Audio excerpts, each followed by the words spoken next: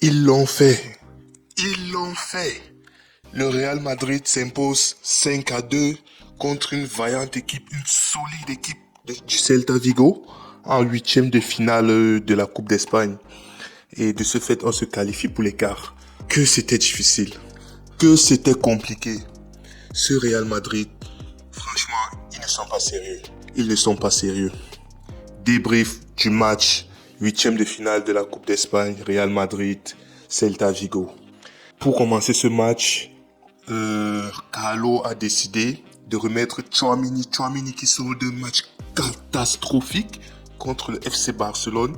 Il a quand même décidé de l'aligner une fois de plus. Mais cette fois, c'était à son poste de prédilection, à savoir le milieu de terrain. De ce fait, on débute avec Lonin dans les goals, Fran Garcia à gauche, Rudiger, une charnière, Rudiger, Asensio, enfin le Asensio qu'on a tant réclamé. Asensio est à droite, ce cher soldat, Lucas Cafu Vazquez. Au milieu de terrain, Tchouaméni, Modric, Ceballos. En attaque, Vinicius, Mbappé, comment on l'appelle, Brahim Diaz, exactement. On pensait que ouais, il allait faire reposer Mbappé et donner un peu plus de temps de jeu à ceux qui n'ont pas. Mais il a décidé de faire jouer Mbappé pour Vinicius. On le comprend tout à fait parce que Vinicius, il est suspendu pour ses 2 prochains matchs de Liga. De ce fait, ce week-end, il ne va pas jouer. Donc, c'est normal qu'il se retrouve titulaire. C'était un match extrêmement difficile. Une première mi-temps compliquée. Une première mi-temps compliquée du fait que le Real n'a pas de fond de jeu.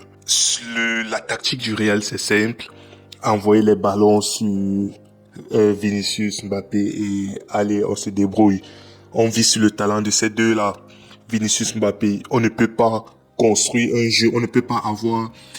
L'année dernière, par exemple, on avait une identité. L'identité du Real, c'était on est solide en défense et on fait mal en contre-attaque. Cette année, on n'est ni solide en défense et on ne fait pas du tout mal en contre-attaque. Ou du moins, c'est très très rare malgré la présence des joueurs de classe mondiale. Et dans ce match, ça s'est très bien vu. Une équipe du Celta Vigo qui, naturellement, avait la possession, comme à presque chaque match, chaque début de match du Real, l'équipe adverse a toujours la possession. On part toujours du principe de on vous laisse jouer, vu que de toutes les façons on ne peut pas produire quelque chose. De ce fait, on vous laisse jouer et on espère vous faire mal en contre-attaque. Cette première mi-temps très compliquée, un Brahim Diaz était transparent, un Asensio actif, un Asensio engagé, un Rudiger concentré, un Fran Garcia qui essaye de faire ce qu'il peut. Cependant, les mêmes problèmes encore et encore. Je ne vais pas parler de Lucas Vazquez parce que c'est compliqué. À chaque débrief, j'ai l'impression de me répéter. On a l'impression de tous dire la même chose. À chaque débrief, c'est compliqué pour Lucas Vazquez. Comme je l'ai dit, une première mi-temps de Brahim Diaz transparent et Kylian Mbappé qu'on a retrouvé depuis déjà quelques matchs, surtout le match face à Barcelone. Et là, une fois de plus, il nous montre qu'il est en jambes. Il nous montre que, en fait, on est en train de retrouver le Kylian Mbappé qui se rapproche beaucoup plus du Kylian Prime. C'est pas encore ça, mais il se rapproche, contrairement aux performances qu'on a eues ces derniers temps. Il va de mieux en mieux, en fait. Vinicius sur le côté droit, je ne vais pas dire inoffensif, mais je ne vais pas dire non plus transparent. Il était là dans l'ensemble. Une première mi-temps compliquée du côté du Real, du point de vue du jeu. Un penalty qui aurait dû être accordé. C'est en première mi-temps. Oui, c'est en première mi-temps. Un penalty qui aurait dû être accordé au Celta Vigo. Penalty sur lequel, une fois de plus, on a une contre-attaque. Mbappé qui se retrouve à marquer de l'autre côté. On dirait un remake du match de Barcelone où il y avait une soi-disant faute de Vinicius sur, je sais pas, Gavi ou Pedro Casado, je sais plus trop. Contre-attaque, il lance Mbappé qui met son but. Pareil, là encore, un penalty. Ça, cette fois, c'était clair et net. Je suis madrilène, mais c'était clair et net. Un penalty pour le Celta Vigo. L'arbitre n'a pas sifflé. Il a laissé jouer. Contre-attaque, Kylian Mbappé qui est parti. Passement de jambes sur son côté gauche. Passement de jambes, angle fermé. Frappe du pied gauche. Et c'est le but. La VAR a check et tout. Ils ont estimé qu'il n'y avait pas de penalty. Ils ont estimé que la faute n'était pas suffisante pour accorder un penalty. Et du coup, le but a été accordé. Mais que c'était, je ne vais même pas dire libérateur, c'était compliqué. Dès ce but, on a senti le Celta Vigo qui a un peu plus reculé pour essayer d'assurer et d'essayer de jouer sur des contres. avec plus ou moins de réussite, malgré le fait que le Real, une fois de plus, le Real, on ne s'en sort pas sur attaque placée. Malgré la présence de Modric, on a du mal à faire le jeu. On a extrêmement de mal à trouver les espaces. On a extrêmement de mal. Nos joueurs offensifs, ou tous nos joueurs en général, ont extrêmement de mal dans le déplacement. Si ce n'est pas une contre-attaque éclair, on ne propose rien du tout. On tourne avec le ballon de manière latérale. On tourne et on perd le ballon. Une première mi-temps dans l'ensemble tiède, une première mi-temps très très tiède. Cependant, je voudrais bien souligner l'apport de Tchouaméni. Tchouaméni au milieu du terrain, que ce soit la première mi-temps ou que ce soit après, plus loin dans le débrief, Tchouaméni exceptionnel.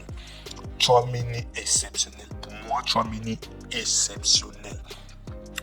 On recommence, on entame la deuxième mi-temps sur quasiment les mêmes bases que la première, à ce point près que Brahim, qui était transparent lors de la première mi-temps, est revenu avec un peu plus d'inspiration et là on a commencé à le voir de plus en plus et dès l'instant où on a commencé à voir Brahim de plus en plus, c'est lui entre guillemets qui déclenchait les actions, l'animation offensive passait par lui et il essayait plus ou moins d'apporter cet éclair, ce manquant là, ce petit truc là qui nous manque en attaque, cette connexion là avec les attaquants et de ce fait c'est une très belle passe de Mbappé pour Brahim. Brahim qui lance, qui met Vinicius dans la profondeur. Une très belle passe à Vinicius dans la profondeur, qui met son plat du pied croisé.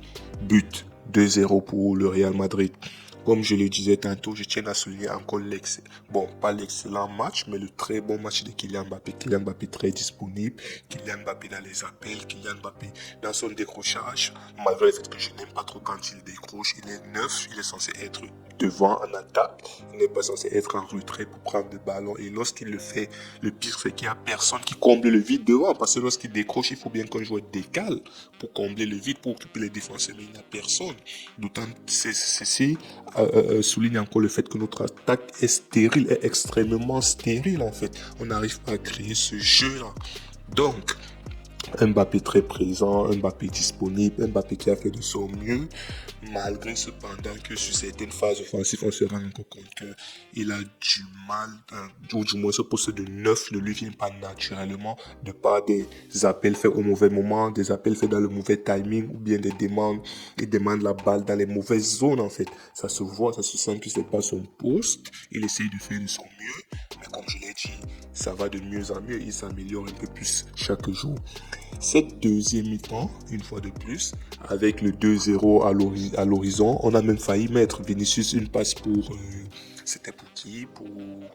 Pour Arda Güler, l'entrée d'Arda Güler pour Brahim Diaz, sortie de Luka Modric pour Camavinga, et je crois Vinicius, il a donné une passe décisive, une presque passe décisive, vu que le but a été annulé à Brahim, à Arda Güler qui a marqué cependant, il y avait un orteil de Vinicius au jeu et le but a été annulé. La rentrée de Camavinga, comme je l'ai souligné, la rentrée de Camavinga dégueulasse. Camavinga, il reste sur son impression visuelle ou bien psychologique, je sais pas, du match contre Barcelone. Son entrée était dégueulasse. Il est entré, déjà que la défense du Real Madrid était extrêmement fébrile. Sur les presque occasions du Celta Vigo, ils nous ont fait mal à chaque fois. À chaque fois qu'ils le pouvaient, ils nous ont fait mal. Pourtant, on avait le ballon presque tout le temps. On était censé être solide en défense.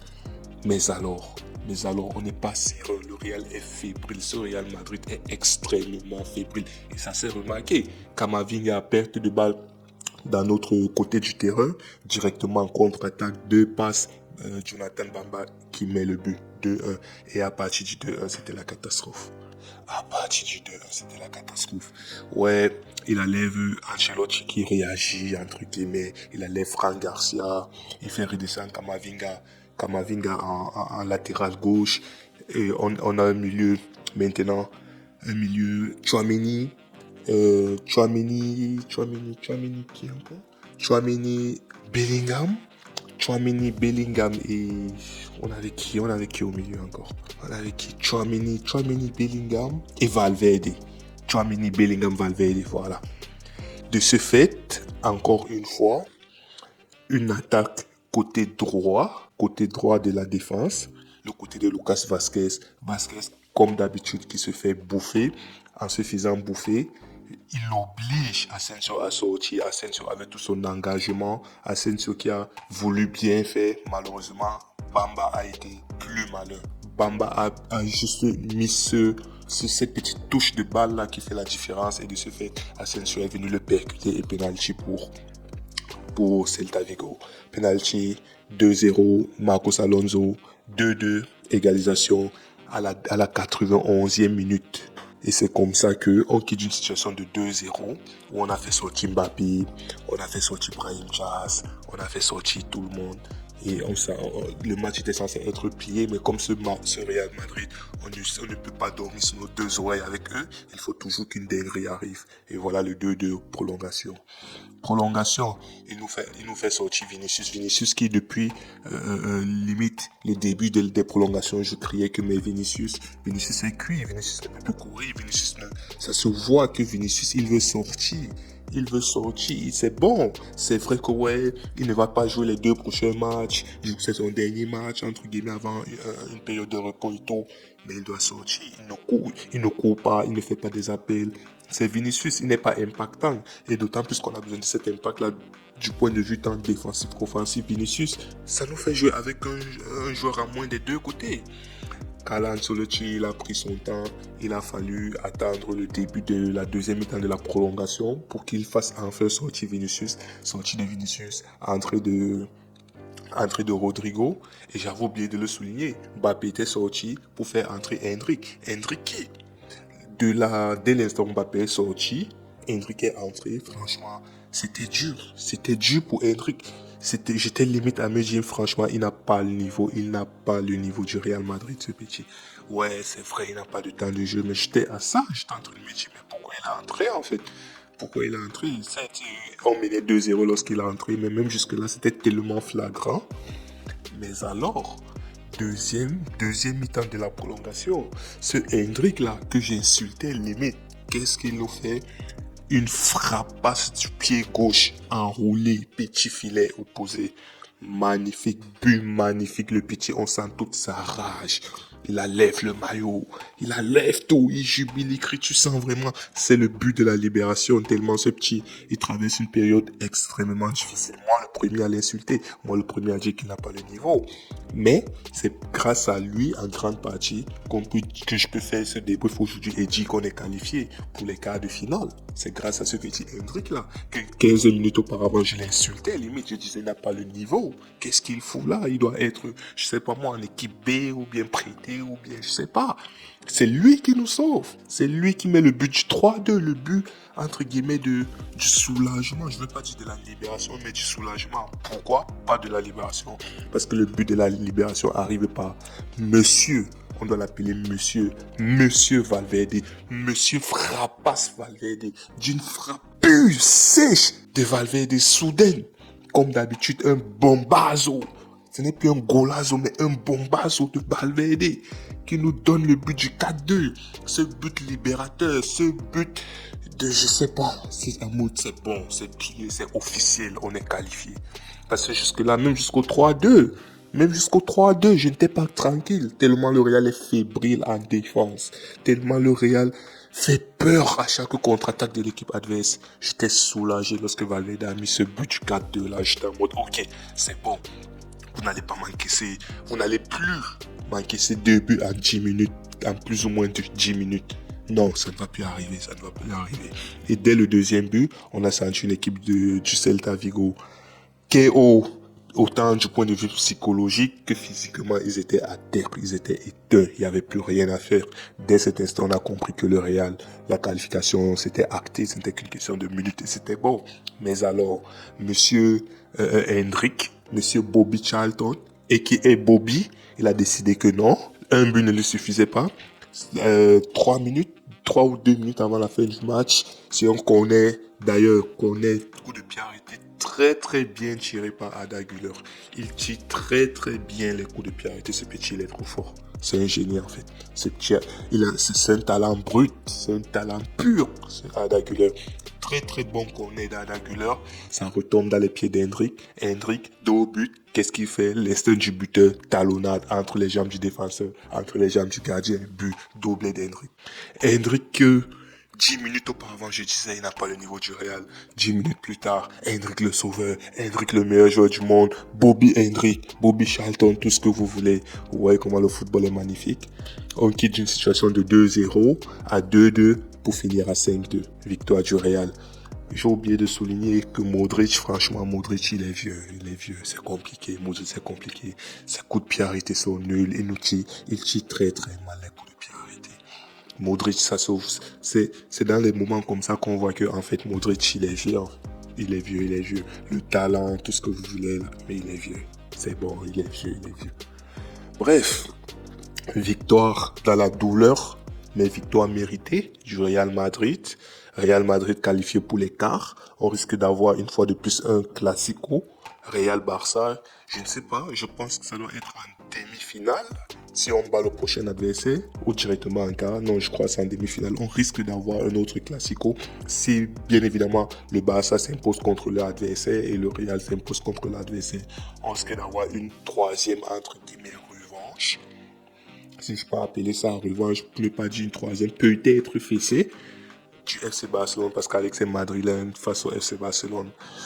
Ça donne pas, c'est compliqué.